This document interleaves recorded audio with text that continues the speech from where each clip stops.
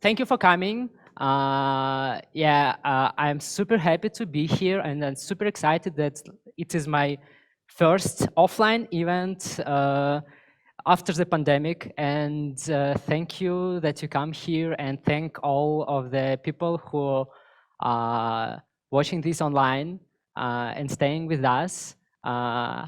So today, I want to speak more about this track is about data visualizations, and I really liked it. I like that visualization give us a lot of insights. They help us to analyze data, make thoughtful and cool decisions. But I really think that there are a lot of things beyond the visualizations that we can use in our projects. So I want to speak about it more. So yeah, I want to speak about how we can feel and experience data with not only with our eyes and minds. So, oh, there is my clicker. Cool. So the first thing when I made this presentation, I thought that the general question was how do we experience and understand our world? And the first thing that came to my mind that I think we rely mostly on our analytical thinking and visual perception through the eyes to like understand our world, and the society, the media, social networks, mobile phones, everything tell us that we need to watch, we need to think, and this like the general and most important like mediators of how do we understand our world and make decisions. So, and as all of us, we are like part of the data community, and visualizations are the first thing we need to think about when we are when it's time to reveal the data or to make to communicate some insights. But the thing is that I believe that humans are very complex bioalgorithm, and it's when you go to this topic, I think there are a lot of things that influences on our decision making and thinking, such as like the space we're sitting, the environment where the countries we're living, the political situation around us, hormones, balances of vitamins, your sleep quality, I don't know, period, smells, and like maybe memes that you looked up in internet the week before. All of that influences our decision making and thinking at the same time. And of course, you think about some past experiences, you analyze it, but there are like huge complex body we are living in, and I think it's very important to think beyond of it. So when it's time to speak about the data and how we communicate it, how we search the insights and think about data, the first thing is everybody tell us that we need to analyze it using our mind and compare some things on the screen using our vision. And most of the projects lies in these parts of the your senses through which you can experience our world. Like we have hearing, we have our ears, we have our body, we can touch things, we can feel temperatures, we can feel the space around us, we can feel the people, we can feel emotions of people, we can be hungry, we can sense pain, and we can and like we can feel our body parts without like thinking and seeing your like legs or bodies or arms. So the point is that we are really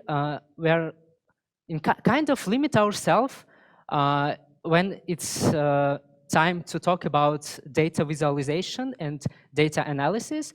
We put all of our projects in the two kinds of perception of world, using eyes and analyzing it. So, and it's very cool because it's easy, it's not expensive. There are a lot of technology that can help us do like in 2 clicks, do great data visualization using like FlowReach, Data Wrapper, other tools.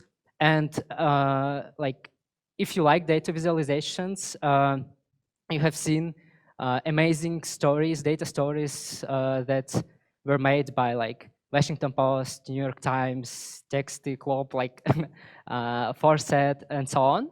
And we're really, I think, we're about to face the full capacity of what we can do with data,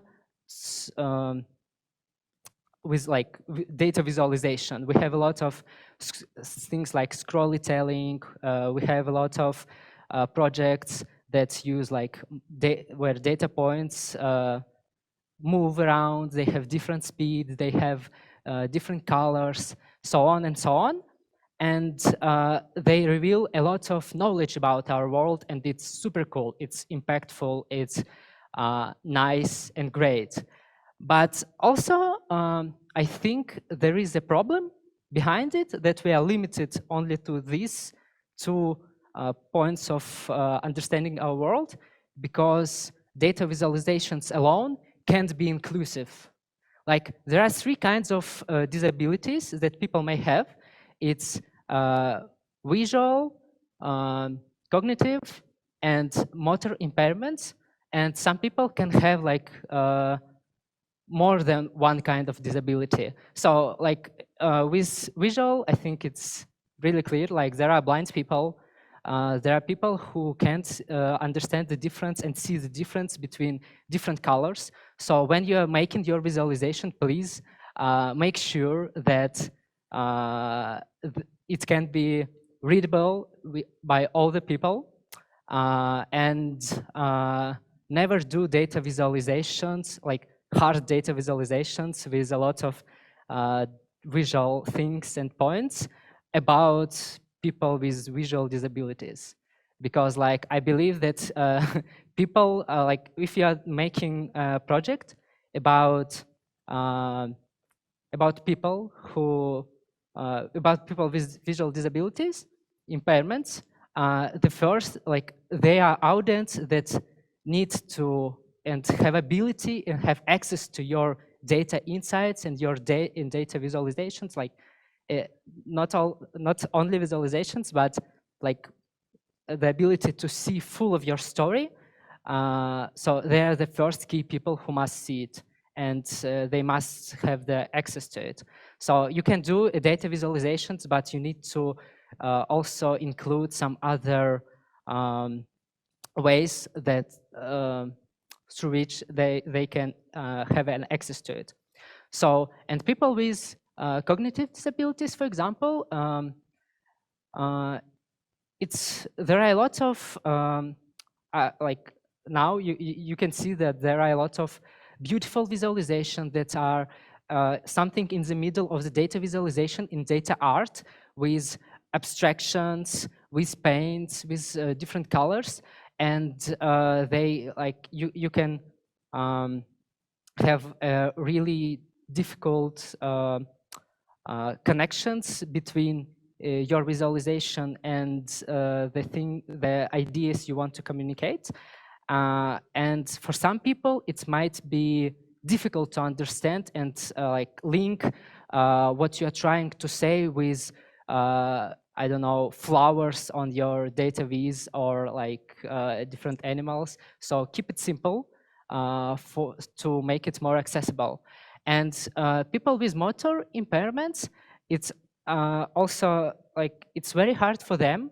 It may be hard for them in like to navigate in projects when you need to click a lot of things. If you have a complex dashboard, where you need to write text, you need to scroll, you need to click on little data points, or you need to search something or to like click on labels. It may be difficult for people who have a motor impairment. So also, like, you need to keep in mind that simple is better most of the time. So just you can design your storytelling with only one. The most simple thing, I believe, it's just scrolling if it's about digital data visualization. So yeah, please think about all the people who need to get the access to your visualizations and data projects. So yeah, and I really want you now to sit comfortable, because I want you put your notebooks out, put your telephones out, and because right now I want you to connect with your body through interesting meditation. It will take only 5 minutes. You can do it right now. And people who are watching us online, please join us to this simple and interesting journey. So I will guide you. Don't be scared. Put your telephones out, sit comfortable, and gently close your eyes. Cool. Um, I will sit with you and do the same things. Um, Take a couple of deep breaths.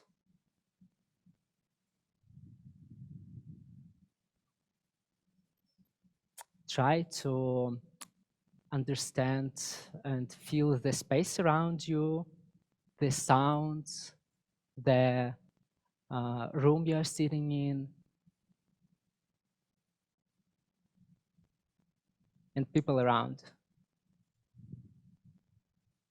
I would like you to feel the points of contact between you and the chair, your legs on the floor, your arms on your legs. Don't overthink it, just feel it.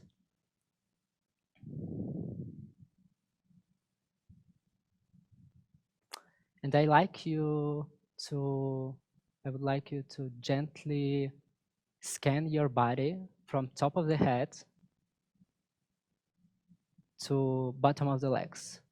Feel your head, feel your eyes, feel your nose, feel your mouth, neck and shoulders, stomach, back.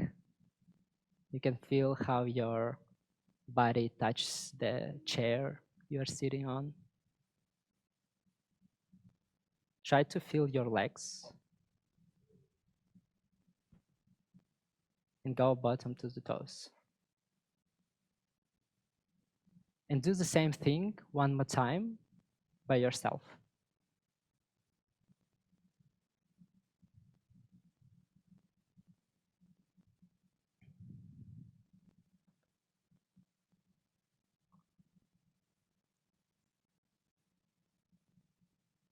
Right now, try to feel your breath.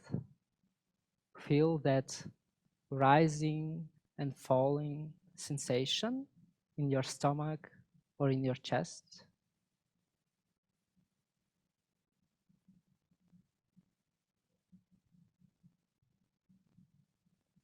Maybe try to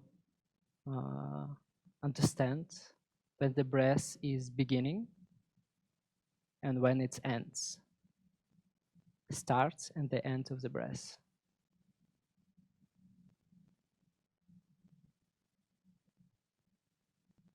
And when you think, and the thoughts can arise, and it's absolutely normal. It's the way how our mind works. So don't overthink it. Just if you understand and feel that you're caught out by the uh, thoughts about this exercise, gently, don't overthink it. Don't judge yourself. Gently move your focus to your breath once more.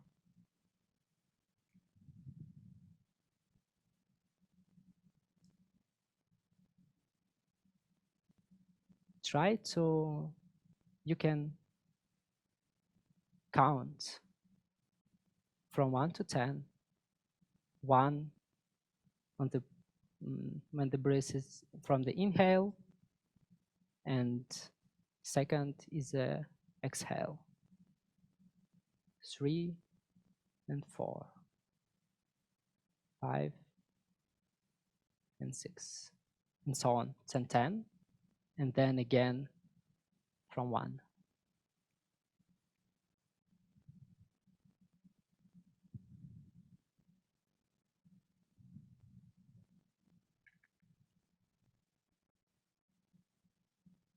Great. And now just let your mind do whatever it wants to do. If it wants to think, let it think. If it wants to do nothing, let it do nothing. Just rest on your body, rest in your breath.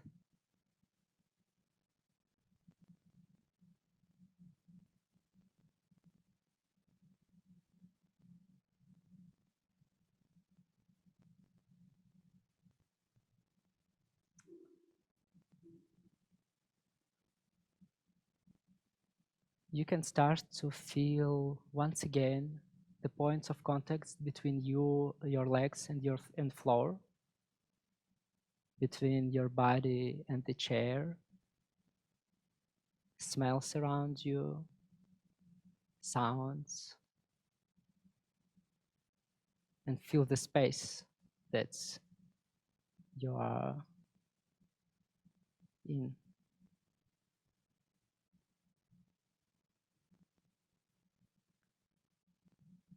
And gently open your eyes again.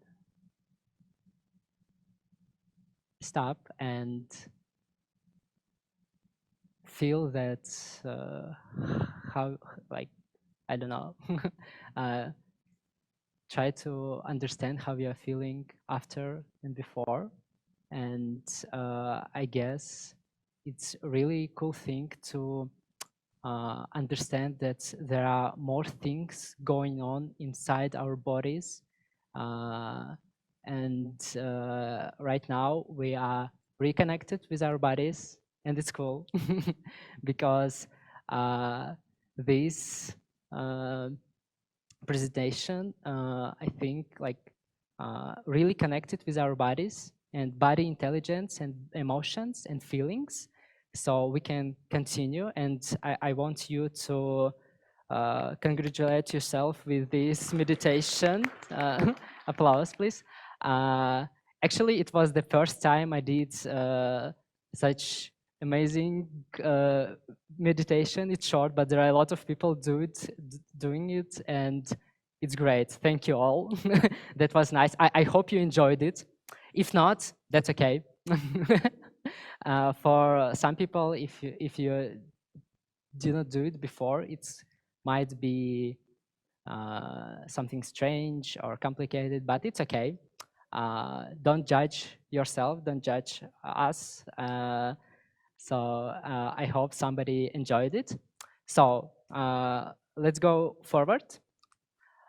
So I want this. Oh, I can see it here. Nice. That's much better. So when we are sitting and meditating, I wanted you to reconnect with your sounds and ability to hear your touch in the bodies, feeling of touch, and like smells. Maybe you have you remembered some taste of your lunch that you just have, and the sense of space. And I think like We can feel it, but it's really sometimes hard to understand it with our thinking mind. And the meditation is great, like mediator and tool to reconnect with your body. Uh, I want to just go through these sensations that we can feel. The next one is sensation of the pain in the body. We understand it, we can feel it, we are alive, but some people may not feel it, but mostly everyone can feel it. We can feel hunger, thirst, vomiting, and suffocation. Suffocation is a sense of needing the air. We can be aware of our body parts, and there is such thing as synesthesia. It is the thing, like when some people can have this experience when they see smells, taste music, or uh, or like smell sounds. It's maybe the most common example of people that can read uh, numbers and see them in different colors. So that's called synesthesia. Uh, and how it connected with data. Uh, there are some things like signification, and like it's the way how we can transform data into sounds to uh, replace it. So your data visualization can be replaced entirely by sound, but better is to combine them. And I have some beautiful examples of how we can do it. I want to ask the technical team to put on the first link, first video. I send you. Yeah, they're doing it. So signification is a great tool. I used to work in club. We need a sound, I believe. Maybe it will be. So can you pause, please? Here it says that the high pitch notes are and the like pleasant, good melody is when the it's a project about air quality, and high notes are good air quality. The sad ones, down notes, are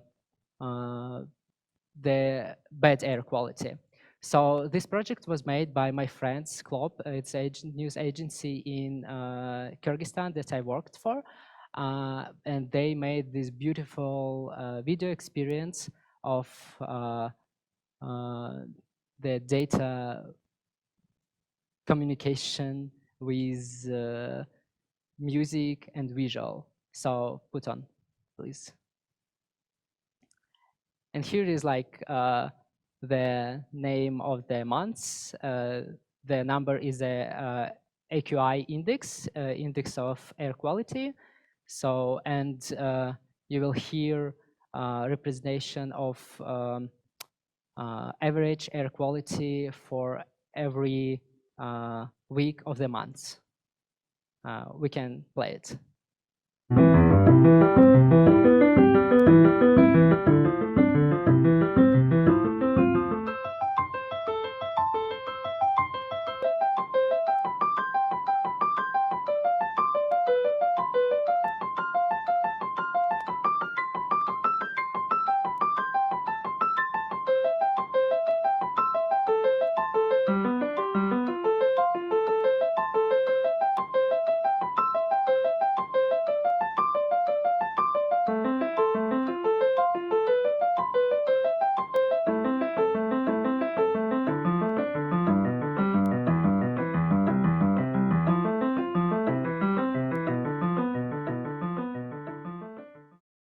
So yeah, I think it's very beautiful and simple example of how we can represent our data. So each data point on that video was average number of air quality. Then it was transformed by the algorithm into a music, and yeah, and it's made like you can hear the air quality, and it's beautiful. And in this example was great because it also have the like visual representation of number of actual air quality and the colors, and it's good. But maybe it would be better if they will like if they would place it in web version where you just scroll it, and people can with like people, for example, people with disabilities can read it with their programs, special programs for reading, because like it was posted just on YouTube, and like there are a lot of rooms for improvement, but it was a great example of how can we use sonification. Can you please put on the second one? It's image of space that some that science. So the idea is here is to take any image, and so it's the image of the space, and it has different layers of uh, like gamma rays, UV rays, and so on and so on. And every uh, range of the signal are the different instruments are mapped to different range of the rays, and then they were compiled into one music. So we can hear it now. So it's like scanning from left to right, and every star is a sound.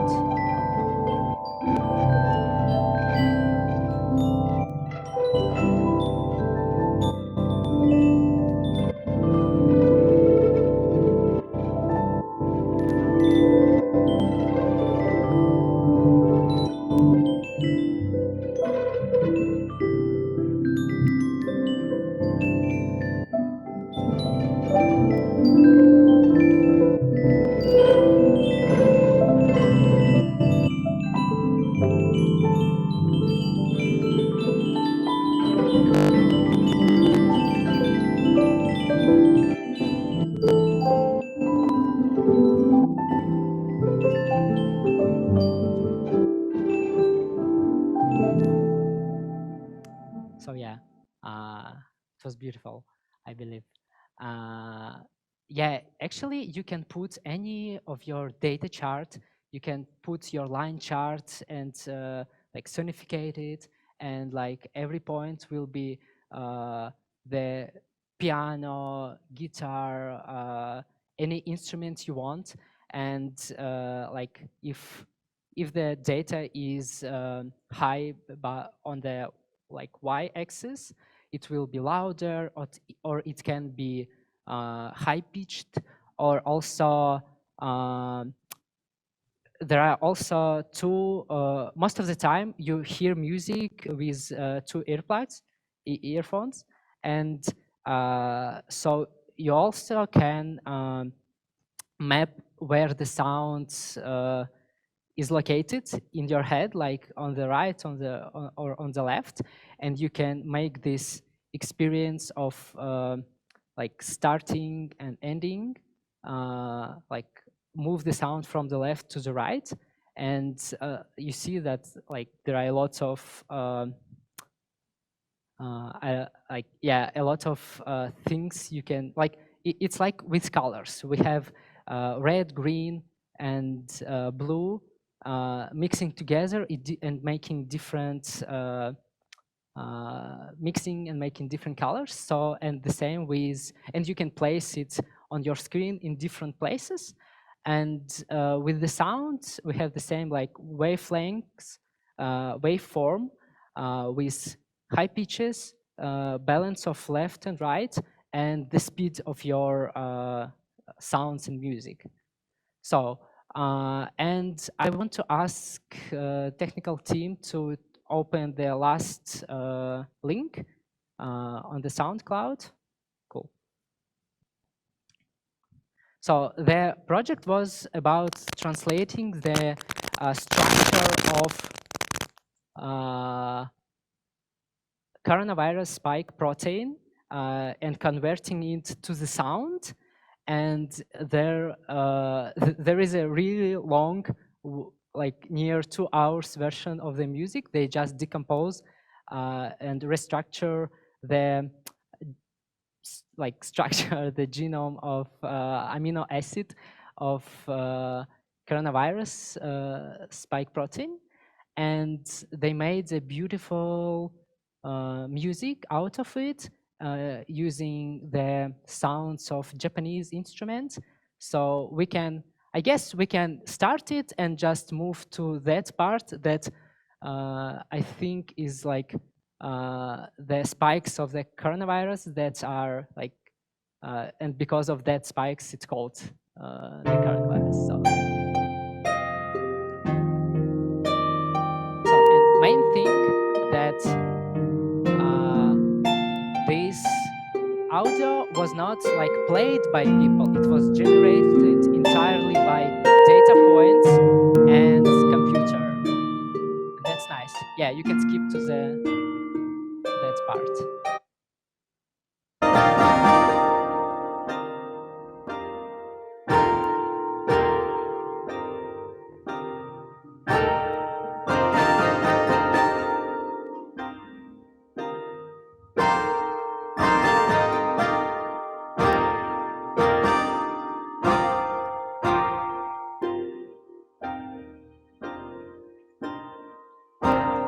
So yeah, I think we got the idea. Cool. Yeah, so it's really cool and beautiful because like there are a lot of technologies right now where you can, for example, I used to work with the program on iPhone that generates music. You just drop the instruments, drop the beat, and you can select the intensity, the speed, and like how complex is that sound.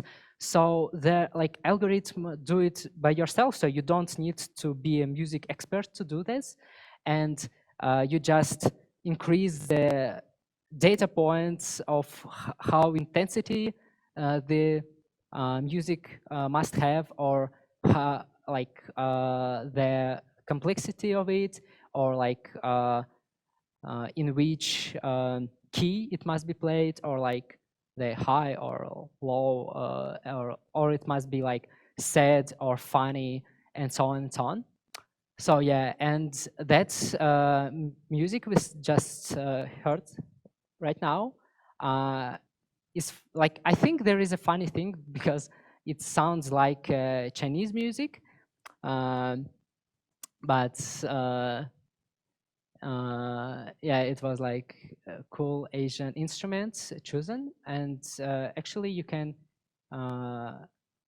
map any instruments, any sounds to your data and have this beautiful experience of how we can communicate it.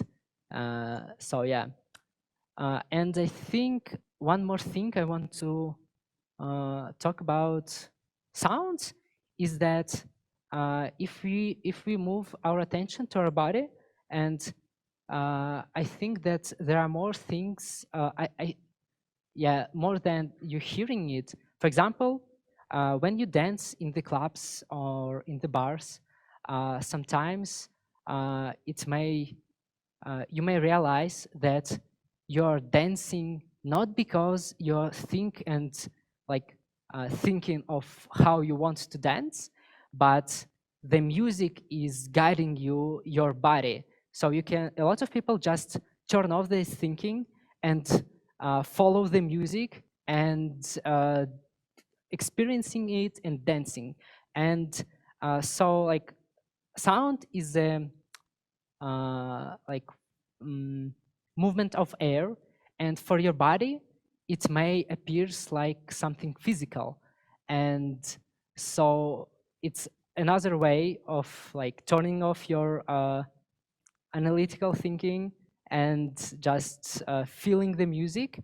And maybe it's also interesting like thing how we can like synthesize tracks by the data points we have. For example, we can take okay, let's take COVID-related data. I have like a lot of ideas, I guess, in my head.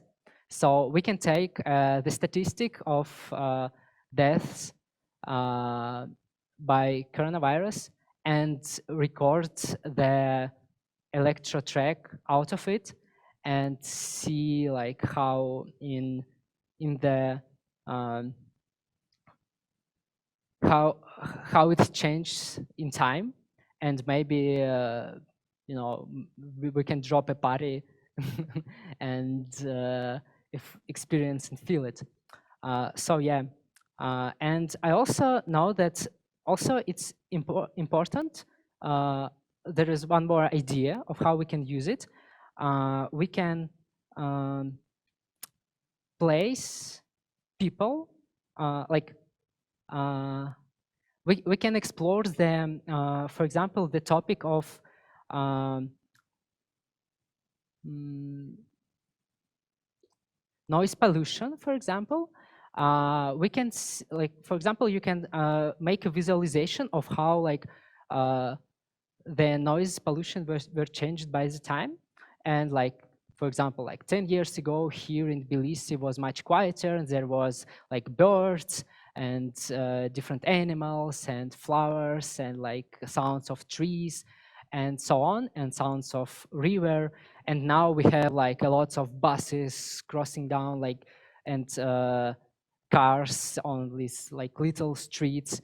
And when you show it on the graph, you have just visualization of how it's like, yeah, the you translate the data points to the highs and sizes of your boxes, and but that way you can't hear and understand how it was like 10 years ago here, or like 100 years ago. So maybe some of the great ideas, I believe, is to it's really simple. We can record and generate these noises and give our readers, our users, to hear it and better understand what it's like, what it is, 100 decibels and 10 decibels, and really feel it with your ears, and that's cool. So yeah, we can move next. Data as smells and tastes. That's fun because I have a friend who gave me the perfume that was described like there was something like the smell of this perfume is from rock and roll band, some famous guys room with smell of cigarettes, I don't know, whiskey, and the leather. So, and actually, when you smell it, you if you close your eyes, you can move to this experience, to this place, and feel it. And I think it's really cool mediums also for receiving the experiences and understanding the story behind behind physical objects. For example, like if you are working for offline media, or you are producing or making an offline event, you can, for example, take stickers. Do you remember, like you can scratch it and then smell it, and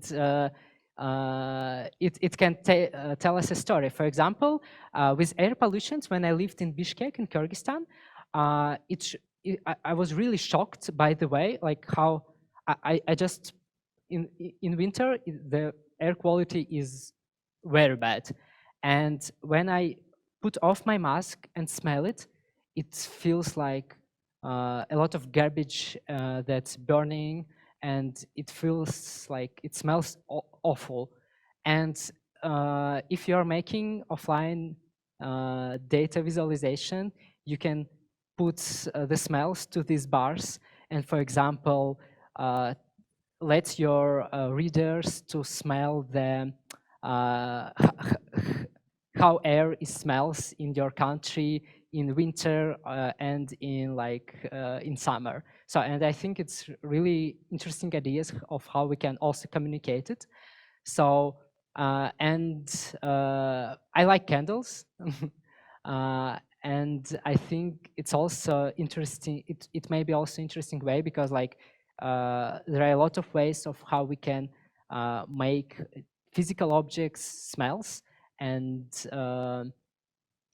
yeah, and you can explore these ideas and think of your own actually, and yeah, and do some great stuff. So I think I got something more to say about taste. Actually, we can also do some crazy ideas of, I don't know, exploring the idea of how spicy are foods around the world and make offline representations of tastes. And yeah, it's expensive maybe, but it's bold and crazy and artsy, and so why not? So we can move next. Uh, yeah, I like this one, feeling of space. Um, so try to imagine 1 million trees. I guess like I can't imagine million trees. Like our minds can't process these numbers, and uh, I believe that we can, yeah, we can show some graphs, but actually we can also run a simulation or virtual reality and place the user in that like kind of game, the um, simulation where they can walk inside the, for example, this million trees rainforests, and then using like technologies, it's very easy because they can turn off this rainforest and in one click switch it to desert. And this way, like for example, the topic you can communicate with this idea is how important the trees, and yeah, because like being inside the environment, we can feel it and we can understand it better, I guess. And um, you can also uh, relate to it. I don't know. Yeah. So uh, you can also, using AR technologies, you can place the objects, digital objects in your space, and also see it in different perspectives. And it may be expensive for online medias. It may be expensive for our, no, yeah, it may be expensive, much more expensive than just dropping a map box or like using Flourish to visualize your uh, geodata. But I believe like walking inside the rainforest and feel it is like connected to our nature, connected to our body, and we can feel the we can, yeah, we can feel the numbers in different level. So actually I made a visualization 1 year ago. Uh, the like the simulation of COVID victims in center of Kiev, and I thought that it's very complicated for our minds as a humans to understand the big numbers, to understand how many is like uh, 20,000 people, how many is 50,000 people, and like when we try imagine it, it's messy because like we can imagine maybe like I can imagine maximum of 50 people maybe, or like 100 people, maybe 1,000, but not more, like 1,000 people and 50,000 people. Like if I try to imagine them, it looks the same exactly. So, and instead of showing the graphs, I created a WebGL 3D simulation. Yeah, please technical team, put on the next video I have there. So I created an experience of, so I tried to place the user, the reader, inside the city I created with game technology, Unity game engine, and some programming stuff.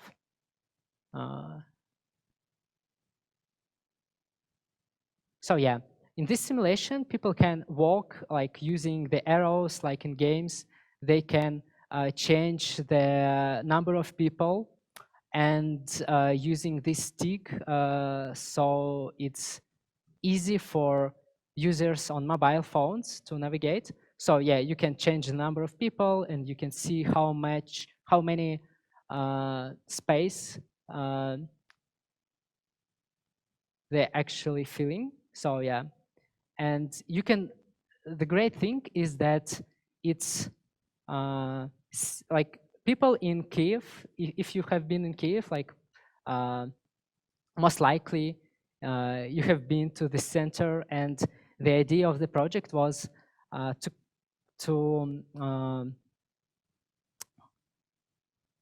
show how many people didn't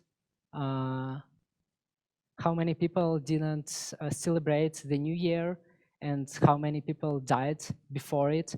So the place is the I choose the place. It is Sofiyskaya Square, where the Christmas tree is placed and main celebration is going on there. So, and I think it's kind of emotional to make these projects, and it's artsy, and you can actually place yourself in this simulation and feel how many people are like how many people is like 20,000 people. So you can see it and you can be inside this simulation. The rooms for improvement is to either use virtual reality glasses and walk there, or place these people using AR technologies when you just like go into real Sofiyskaya Square and take your phone and walk around people who like around any digital objects, not only people who are victims of COVID-19. So yeah, I really liked my project. It was the first time. Actually, it was the first time I used game engine and C# language, and did like some simulation in Blender. I did it all by myself. It was hard, but it was really exciting, and yeah, I liked it. It was cool, and it was hard actually to do it, but I believe like when you're walking in the when you have like when you are learning programming, and in the like maybe in 1 year or in 2 years, you can understand that actually you can do anything you want if the project you are working on is logical. Like if you if it can be divided by like by different simple steps, you can accomplish it. It just takes time and patience most of the time. Yeah. So we can move next. Touches and weights. Okay, that's cool. Awesome. I believe we can translate data into vibrations or objects with different shapes and textures. For example, it's very very important, for example, for people with disabilities again, who cannot see the data, but they can touch it and feel the different shapes, feel the heights, the widths or heights of the bar charts, for example, or feel their different textures. And the technologies are very expensive right now, but I think we are moving in that way. So we can also translate it, for example, about the vibrations. We can do like imagine a map with different colors of the countries related to different data points. So if you click on some of the country, you feel this vibration from the phone, which can be intense or can be slow or can be really long experience. So we can also, yeah, it's like one of the things we can actually do right now to translate our data into something physical in real world. And for their digital world, for example, for virtual realities, there are there is one guy, Mark Zuckerberg, you know, he's running Meta and making this kind of weird stuff delusional. It's my opinion. But actually, it's like we are on this path, and there are already some technologies that the idea, like there are gloves that you can put on, and in digital world you can take any object and feel the shape of it, because like the gloves translates the shape and do some pressure on your arms, on your body. And it is also a medium of how we can feel data in simulation in future, and how we will feel it. So yeah, I guess it's cool. And like for the offline experience, I believe it's cool. I like offline data visualizations because like they're artsy, they're valuable, they're nice, but of course you can't scale them so everyone will understand your your data insights. And it's like in economical things, it's like very expensive to do something like that. But if you want to do it, please do it, because it's very important to just like do the stuff you love. And if you like to craft by your hands, don't stop yourself, because yeah, you can take pictures of your works and publish it, or you can create a offline event with your data works made by your pencils or needles and so on. Yeah. So we can move next. I guess 1 month ago, I was thinking about all this presentation, and I think we can also translate our data points to temperature, humidity, and feel it with our body, to pain, to hunger, and like needing of air. Like every time heroes in movies goes underwater, I I stop breathing. I just try to feel like, is it possible to for me to be underwater at the same time as the main character?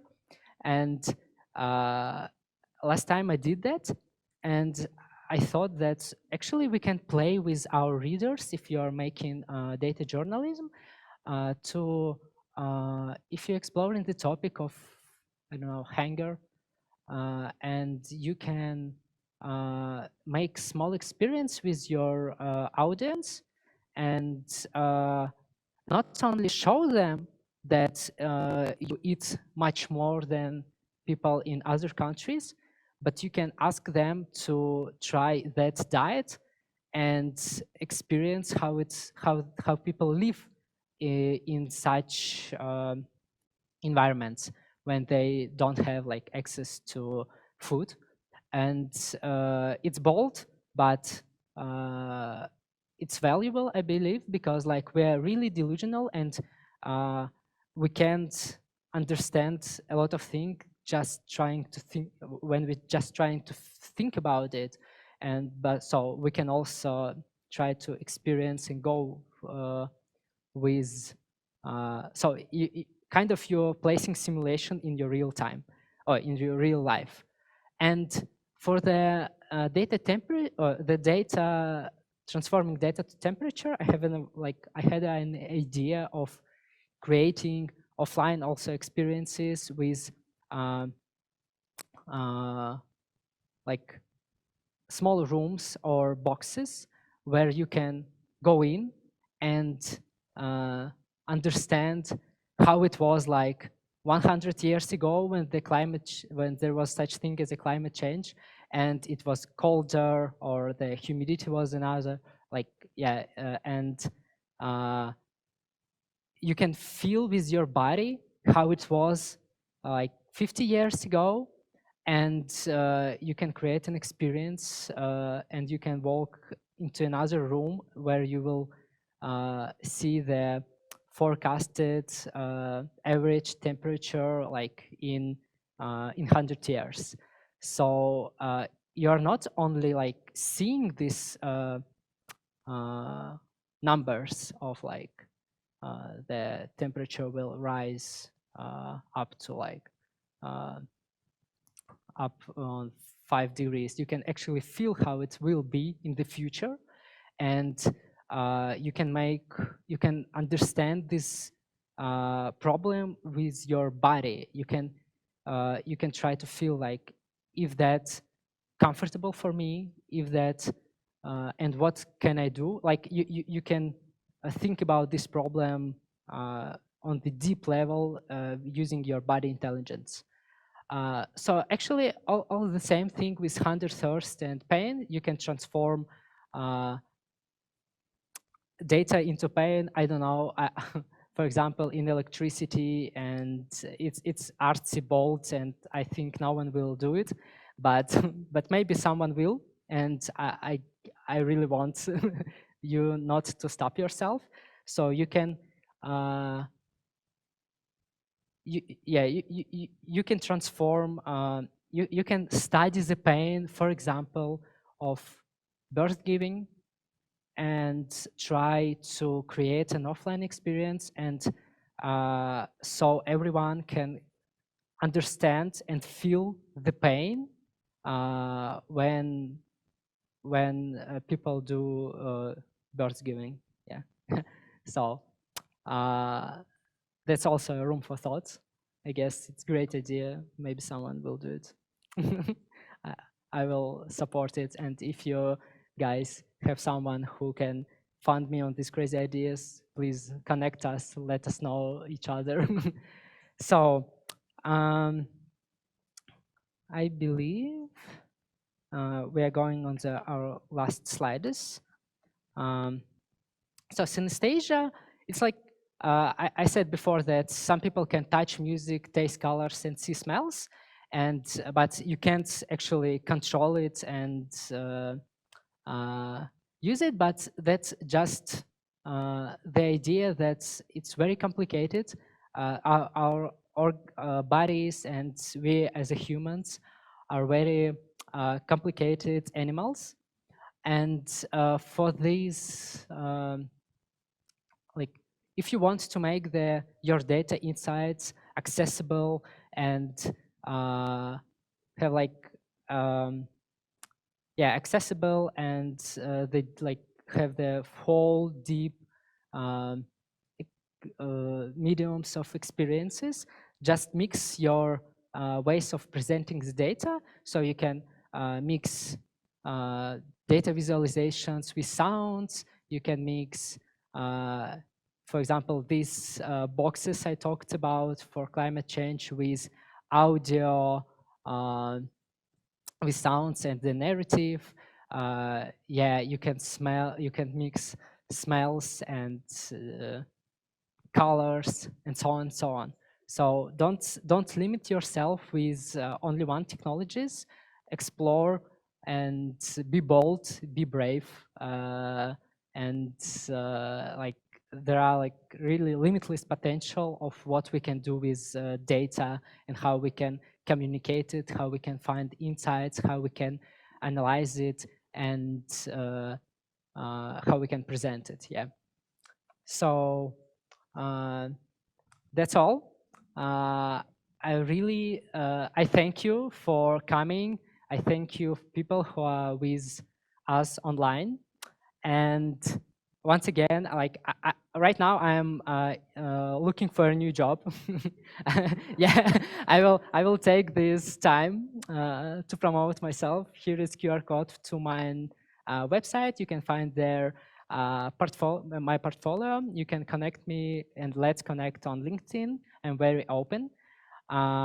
So if you know someone who can fund me, or if you know some the perfect place for me to work, and you have some people who can fund crazy projects, connect us and let's connect.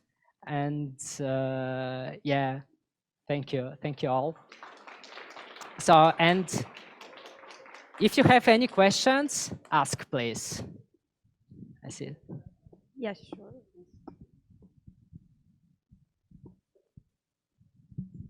Thank you for such a transparent presentation. My question is a bit complex. At the beginning of your speech, you said a lot of words about people with some disabilities. And I think data sonification, data physicalization projects are very fun, impressive, and could be a good art. But I think there is a problem because we use data visualization to bring our ideas more effectively.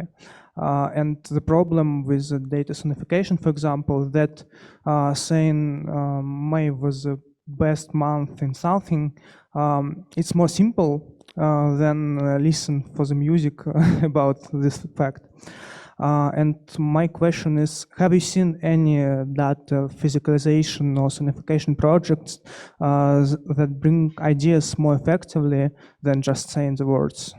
Once again, the last part of the questions. Have you seen any projects that brings ideas more effectively than just saying that month was the best in something or something like this? Yeah, actually, to be honest, I haven't seen like the perfect sonification or physicalization of the data. So like, because, the problem is that the community rarely speak about data, the accessibility of data for people with disabilities, and there are really low funds for exploring these ideas of presenting this data, and not like I think, for example, that that sonification about air quality is great. You can really hear the data points, and that's good one. But yeah, there are a lot of rooms for improvements. And just I believe if you want to make great examples of it, you need to focus on, like, if you'll do next project, you can just try to make the data insights, data communication specifically for people with disabilities, and try to make the best in the first place for them. It's like creating any projects in the web, and it calls like first mobile design.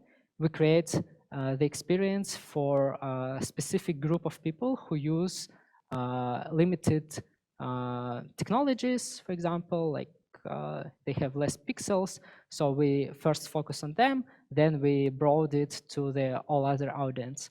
So, and I think when it's related to data communications, people make their projects for themselves and for the broad community in first place.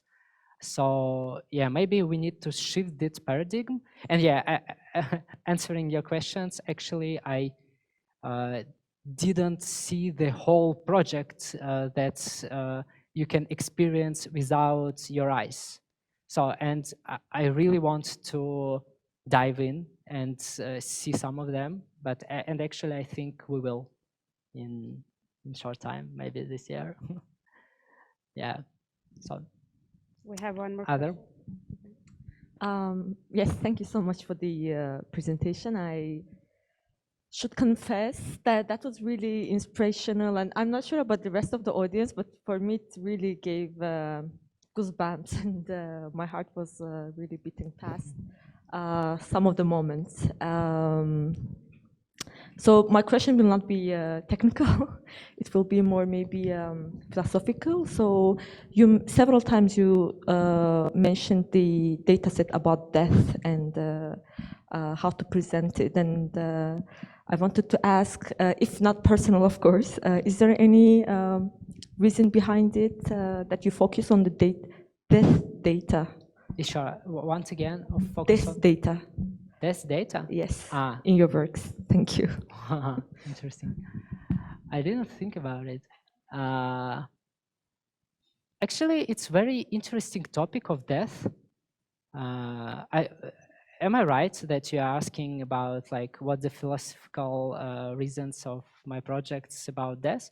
Yeah, I think actually sometimes I think about it, and I had before near-death experience once, and it's just it was a time when I realized that I'm dead, and it was terrifying experience. But actually, I was not dead at all.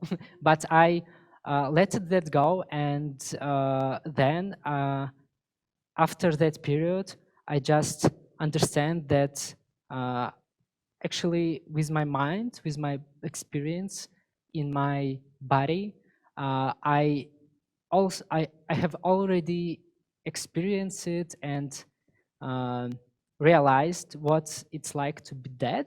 In my opinion, it's only in my head, but I know it sounds complicated, and for me it's also still complicated question.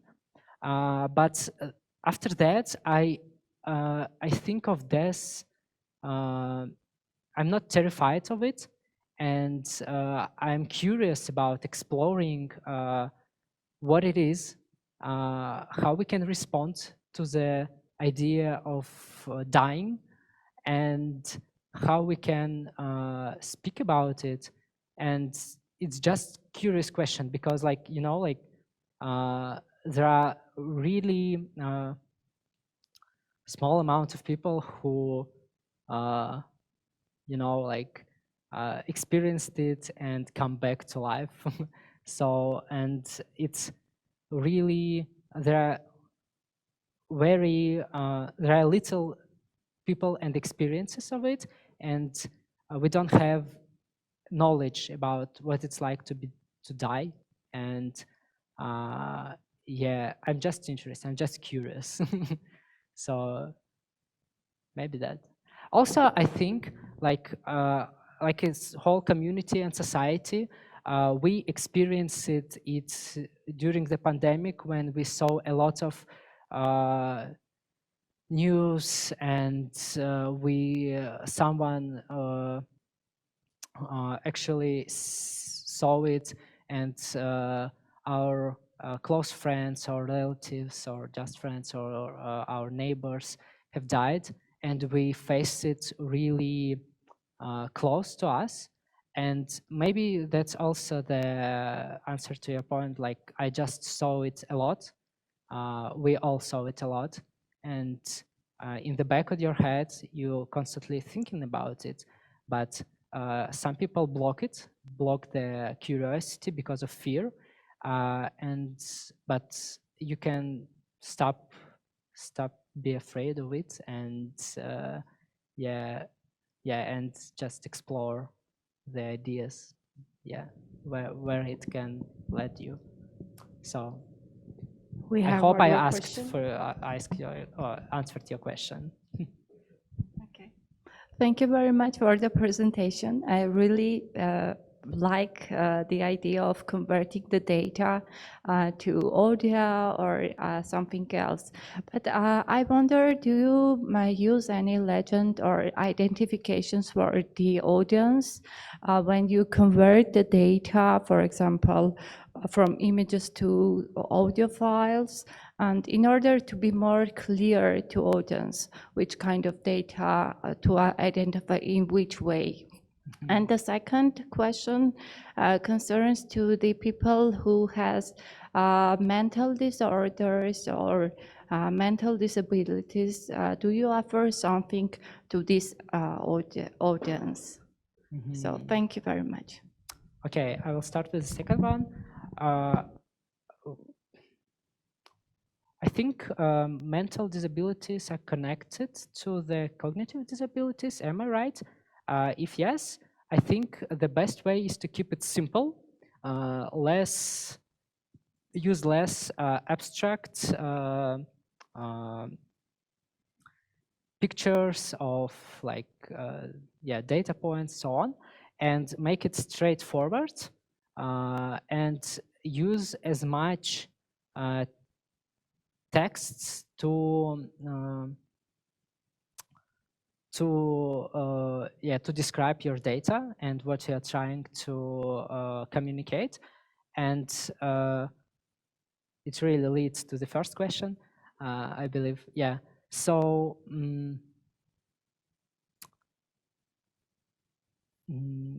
sorry, I'm just thinking. Can you please ask it one more time so I can process it? When we visualize something on map, for example, we have gradient and everything else. We And have labels. legends for the Legends. map. Do you use some legends or identifications? For example, if we have bold colors, that means we will have high sounds or something else. Yeah, I guess like you can actually put the sound description of your of your data. For example, like if it's the story about like geographical data, and each of the like you can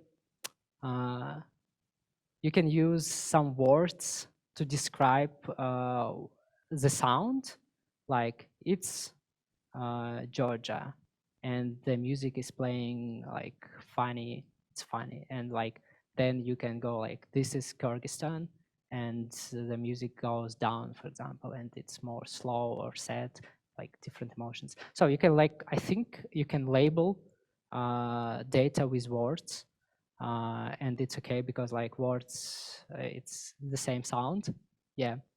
So also maybe you can mix it. I don't know. Like I think like the best way is to label it with words, and for the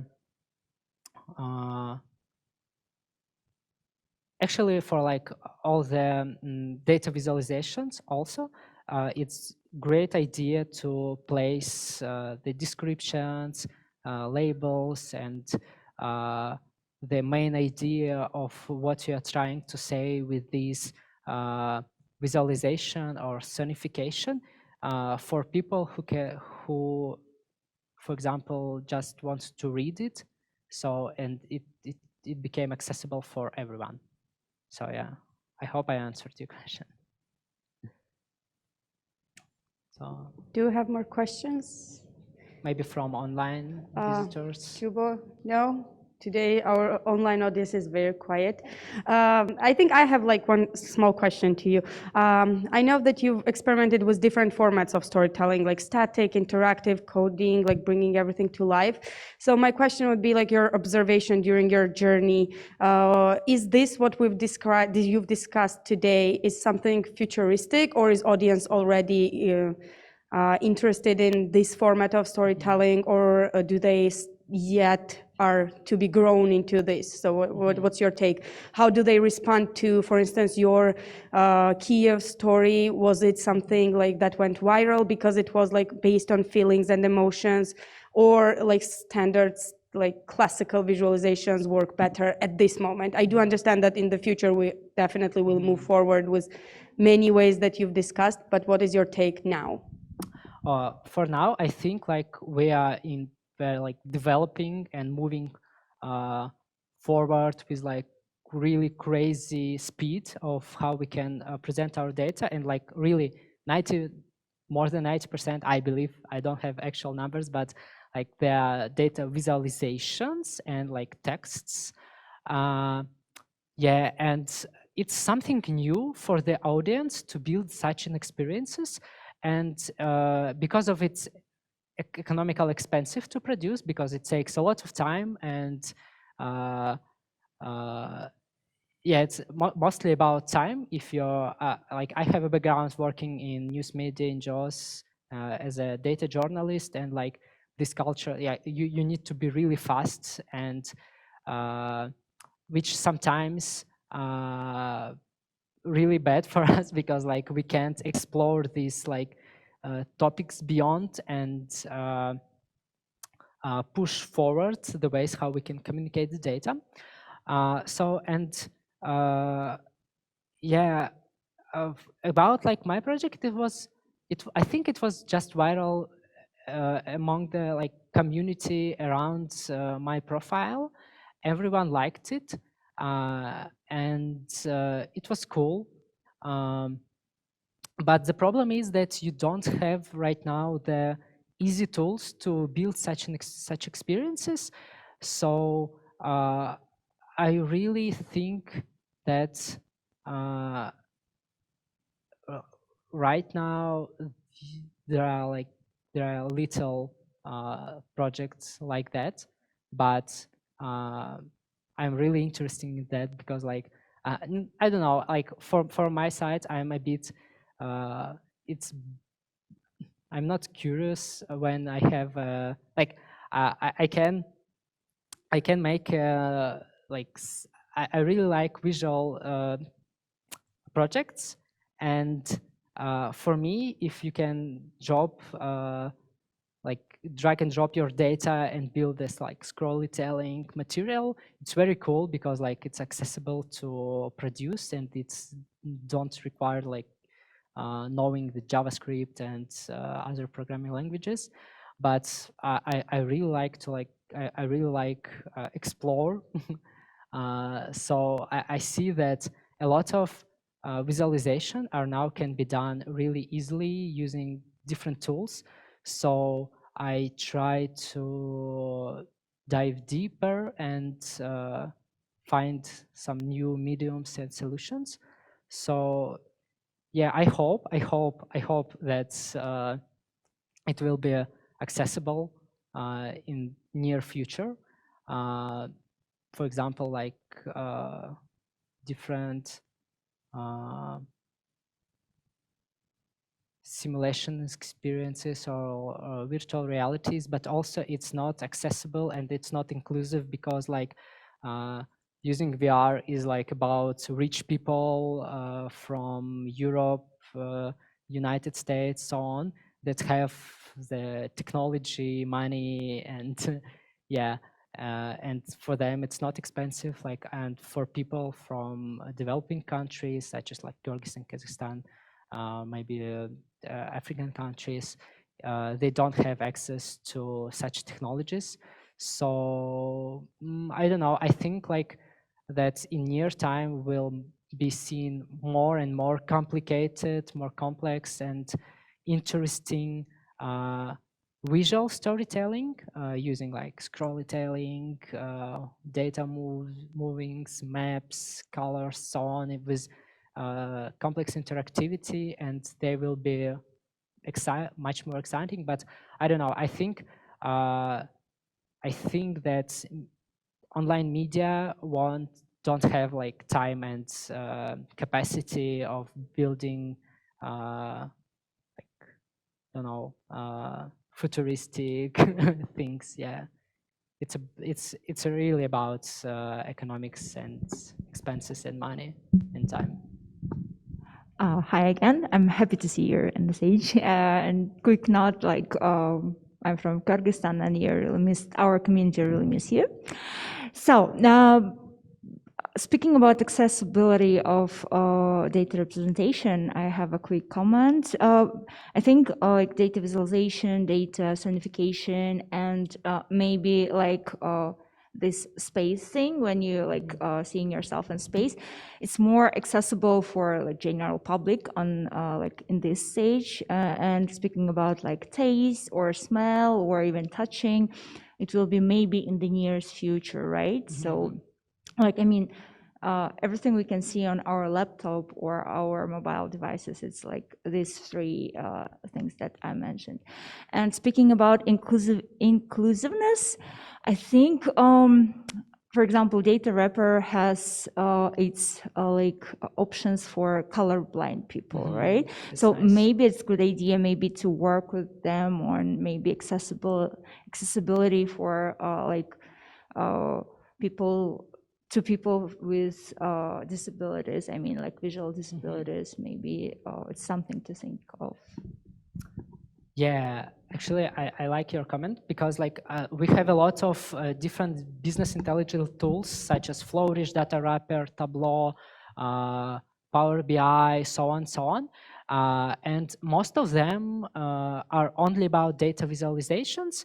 So I believe like if someone is watching me there, like they need to consider their like options to when you can just click on the button and hear the data, or you can have an access to the data table where the narrator in their application for blind people, for example, for people with visual impairments, when they can they can narrate the table and listen to it. So yeah, I think I didn't dive deep into these BI tools, but what did I see, that there are really little options for people who like don't have access to visualizations. So yeah, but yeah, it's actually great to, I think they need to find the funds, I don't know, or like it's really great idea to dive and make your BI tools accessible for everyone, not just for like data scientists or data analysts. Okay, I think we're gonna have our final question, because Okay. it's from online. So finally, we will voice our online audience. And after that, Edil is here. You can grab a coffee and ask following questions if you have. So Jubo. Hey, Edil. Hi. Participant from Zoom is asking you, are there any kind of music or sound which helps to remember or learn or analyze the data better and faster? Oh, can you read it once again, please? So participant wants to know if you know any kind of music that will help him to work better and faster with data, something that will make the work Wow. smoother. It really depends on your taste. I like techno. You can, it really depends on the mood. But for me, actually, like in my opinion, for me, it's really helpful to listen ambient electronic music to work with data, because like I'm diving into the flow. And yeah, but some people like this crazy techno acid beats, and yeah, just I think it's about experimentation. You just listen to different musics and find what works best for you. So yeah. Okay, thank you, Edil, for your inspiring talk. And Thank thank you you. for showing us that there's so much in data that we have not explored yet.